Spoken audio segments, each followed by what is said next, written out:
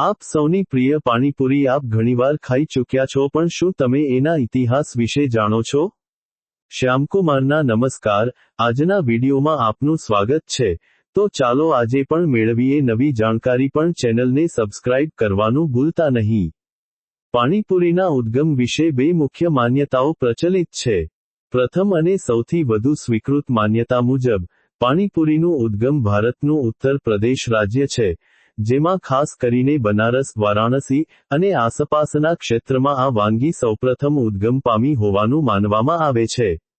આ વાનગીનો વિકાસ કેવી રીતે થયો તે અંગેની ચોક્કસ તારીખો કે દસ્તાવેજો ઉપલબ્ધ નથી, પરંતુ તે ચોક્કસપણે ઉત્તર ભારતીય ચાટ સંસ્કૃતિનો એક અભિન્ન ભાગ બની ગઈ છે. ઉત્તર ભારતથી લોકોના સ્થળાંતર સાથે આ વાનગી આખા ભારતમાં ફેલાઈ અને લોકપ્રિય બની, જ્યાં તેને વિવિધ પ્રાદેશિક નામો અને સ્વાદ સાથે સ્વીકારવામાં આવી છે. બીજી એક પૌરાણિક કથા મહાભારત કાળ સાથે જોડાયેલી છે, જે ગોલગપ્પાની ઉત્પત્તિનો શ્રેય દ્રૌપદીને આપે છે. આ કથા મુજબ, જ્યારે દ્રૌપદી લગ્ન પછી પાંડવો સાથે સાસરે આવ્યા, ત્યારે તેમની સાસુ કુંતીએ તેમની પરીક્ષા લેવા માટે થોડા લોટ અને મર્યાદિત શાકભાજીમાંથી પાંચેય પાંડવોનું પેટ ભરાય તેવું કંઈક બનાવવાનું કહ્યું હતું.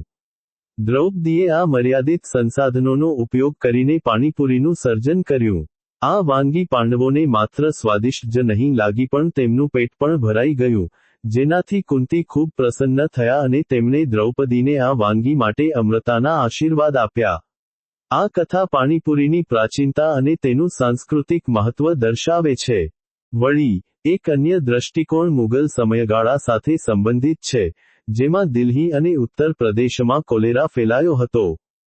તે સમયે, મુગલ બાદશાહ શાહજહાને લોકોને સ્વચ્છતા જાળવવા અને પાણી ઉકાળીને પીવાની સલાહ આપી હતી. ઉકાળેલા પાણીના સ્વાદને સુધારવા માટે તેમાં ફુદીનો, લીંબુ, મરચાં અને અન્ય મસાલા ઉમેરવામાં આવ્યા, જેમાંથી ખાટા મીઠા પાણીનો સ્વાદ વિકસિત થયો. આ સ્વાદિષ્ટ પાણીને એક ખાદ્ય પદાર્થ સાથે ખાવાની ઈચ્છામાંથી પાણીપુરીની શરૂઆત થઈ હોવાનું પણ કેટલાક અહેવાલો સૂચવે છે. પાણીપુરીમાં વપરાતા વિવિધ મસાલા, ખાસ કરીને હિંગ અને કોથમીર, પાચન માટે સારા માનવામાં આવે છે. આમ, પાણીપુરી ભારતીય ભોજન સંસ્કૃતિનું એક રસપ્રદ ઉદાહરણ છે જેનું ઉદ્ગમ ઉત્તર ભારતમાં હોવાનું માનવામાં આવે છે, પરંતુ સમય જતાં તે સમગ્ર દેશમાં જુદા જુદા નામ જેમ કે પાણી પતાશી, ફુલકી, પુચકા, ગોલગપ્પા, ગુપચુપ વગેરેથી લોકપ્રિય બની છે.